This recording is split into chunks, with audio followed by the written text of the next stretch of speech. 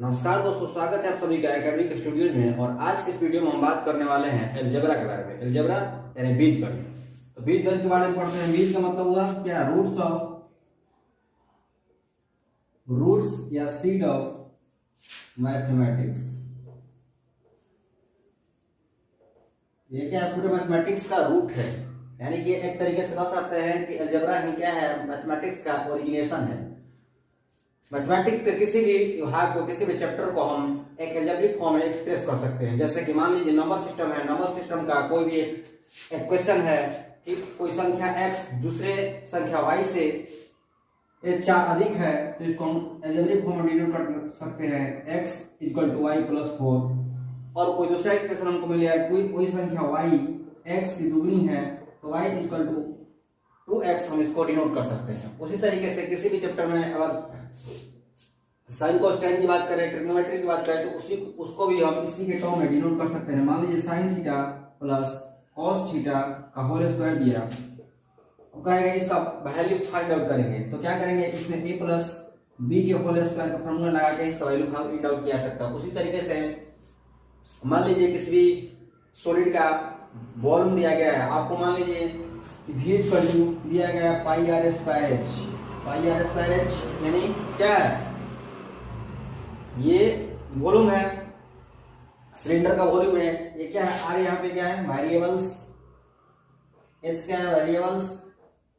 पाई क्या है? Pi equal to 22/7। ये कांस्टेंट है। तो ये भी क्या है? अलजेब्रिक फॉर्म में इसको डिनोट किया गया है। तो अलजेब्रा भी दो चीजों से मिलकर बना होता है, पहला कांस्टेंट और दूसरा वेरिएबल्स। कांस्टेंट वे वैल्यू जो कभी भी किसी इक्वेशन में चेंज ना हो, जैसे 2, 3, 1 नॉमिनल नंबर्स जैसे कि। और वेरिएबल्स का मतलब denoted by X Y Z A B C at any algebraic form और एबीसी एनी अलजेब्रिक अल्फाबेट्स। उसका वैल्यू किसी भी क्वेश्चन के लिए किसी भी टर्म पे अलग अलग चेंज हो सकता है। उसके लिए इसके वेरिएबल्स जो चलने वाला, जो हो बदलने वाला, px बराबर an x to the power n plus an minus 1 x to the power n minus 1 plus a n minus 2 x to the power n minus 2 dot dot a 2 x to the power 2 plus a 1 x to the power 1 dot dot a 0। that means ये x में कोई variables है। ये क्या है? px x में एक कोई पोलिनोमियल्स है, उसके बाद इस प्रकार से होंगे। तो पोलिनोमियल्स में अब देखते हैं टाइप्स ऑफ पोलिनोमियल्स। पोलिनोमियल्स होते कैसे? अच्छा, पोलिनोमियल्स दो चीजों से मिलकर बने होते हैं। जैसे मान लीजिए हमने लिखा x 2x और x स्क्वायर, तो इसके पहले भी 1 है और इसके ऊपर में 2 लिखा गया है, तो ये क्या हुआ? ये होगा बेस। इसको बोलते हैं बेस। ये x क्या हुआ? बेस। यानी कि बेस x का इसको बोलते हैं पावर। बेस x का पावर क्या है? 2 है। और बेस x में 2 से मल्टीप्लाई यानी कि 2x हो गया। यानी कि x कितना है? 2 गुना है। ये x का पावर 2 गुना है, यानी कि x स्क्वायर इक्वल टू होगा x इंटू x, यानी कि x square equal to multiple of x into x। Types of polynomials on the basis of their terms. Terms के आधार पे, पद के आधार पे पोलिनोमियल्स के कितने टाइप्स होते हैं? तो पहला टाइप्स क्या होता है? मोनोमियल्स। मोनोमियल्स मतलब जिसमें एक ही पद हो। मान लीजिए 4 2x square 3x cube 4 3x cube 4x cube etcetera. ये 4 क्या है? 4 डेट मींस को लिखना है 4x का पावर 0। x का पावर 0 इसका वैल्यू क्या हो जाएगा? 1 हो जाएगा। तो ये हो जाएगा 4, यानी कि कांस्टेंट पोलिनोमियल या जीरो पोलिनोमियल्स भी आगे होते हैं। तो ये हो गया जिसका पावर हो गया, मोनोमियल्स हो गए। तो मोनोमियल्स क्या होते हैं? मोनोमियल्स से होते हैं कि इसमें केवल एक पद है, एक पद है। और इसके बाद आएंगे दूसरा क्या होगा? बाइनोमियल्स। बाइनोमियल्स में क्या होगा? जिसमें दो पद होंगे। जैसे मान लीजिए 5x प्लस 10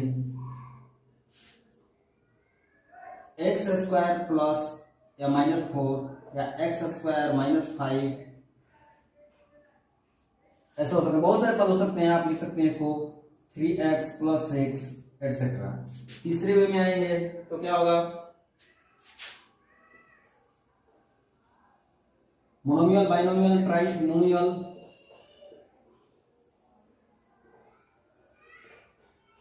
ट्राइनोमियल्स हो गए। ट्राइनोमियल्स से क्या होंगे, 3 पद होंगे, जैसे कि x² + 5x + 6, या इसको लिख सकते हैं 2x² + 10x + 12, या लिख सकते हैं 7x + x² + 7x + 12। तो ये टर्म्स के बेसिस पे पॉलिनोमियल्स के टाइप्स हो गए, 3 मोनोमियल्स, बाइनोमियल्स, ट्राइनोमियल्स, और इसके आगे 3 से ज्यादा टर्म्स हो सकते हैं, बट मेनली 3 कैटेगरी में इनको डिवाइड किया गया है। अब हम आएंगे, बात करेंगे types of polynomial on the basis of powers. Powers के बेस पे पॉलिनोमियल्स के कितने टाइप होते हैं। Types of polynomials on the basis of their power के बेस पे कितने होते हैं। तो पहला हो जाएगा लीनियर पॉलिनोमियल्स, यानी कि जिसमें क्या हो, पावर 1 हो, मैक्सिमम पावर 1 हो, इसमें वेरिएबल्स क्या है, मैक्सिमम पावर 1, मैक्सिमम पावर क्या होंगे, 1 होंगे, तो हो जाएगा मोनोमियल्स, लीनियर पॉलिनोमियल हो जाएंगे। और दूसरे ऐसा इसका स्टैंडर्ड फॉर्म क्या होगा, स्टैंडर्ड फॉर्म पूछेगा, standard form of linear polynomial, तो क्या होंगे,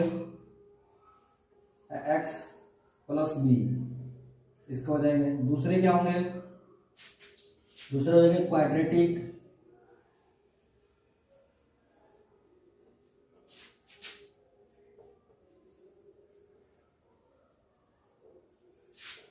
पॉलिनोमियल, यानी कि जिसका मैक्सिमम पावर क्या हो, 2, जैसे x² + 5x + 6, x² + 7x + 12। इसके बाद हो जाएंगे तीसरा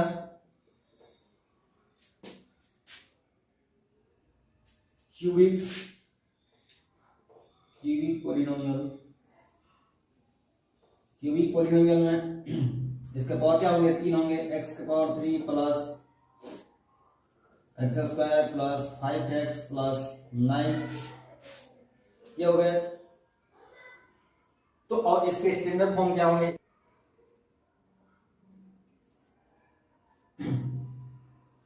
standard form of linear polynomial,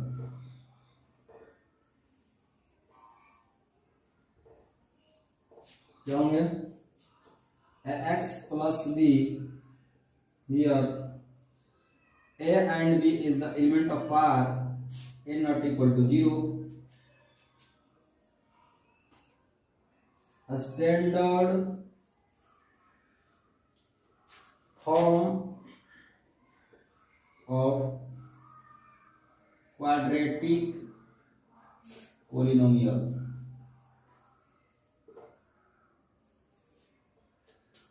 quadratic polynomial इसके क्या होंगे, x² + bx + c, here a b c is the element of r and belongs to r and a not equal to 0, a 0 के बराबर नहीं होगा, क्योंकि a 0 के बराबर हो जाएगा, ये टर्म 0 हो जाएगा, तो ये क्या हो जाएगा, लीनियर हो जाएगा।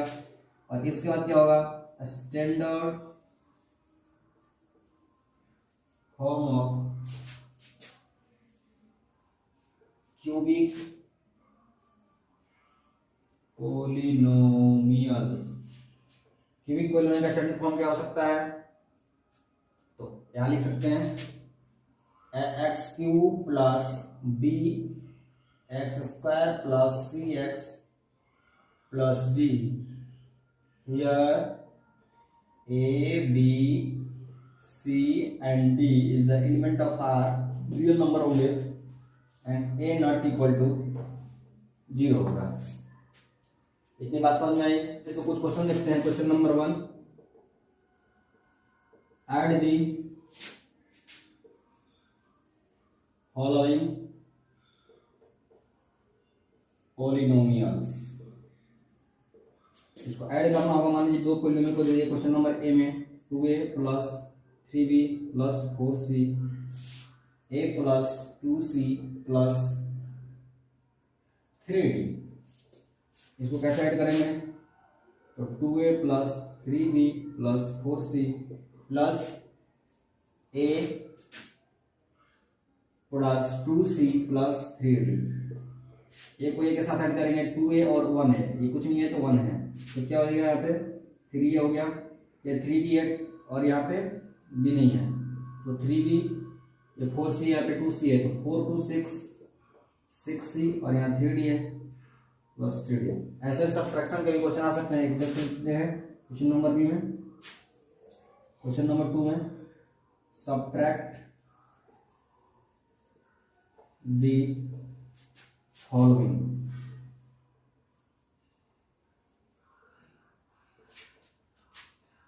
फोर ए प्लस 6b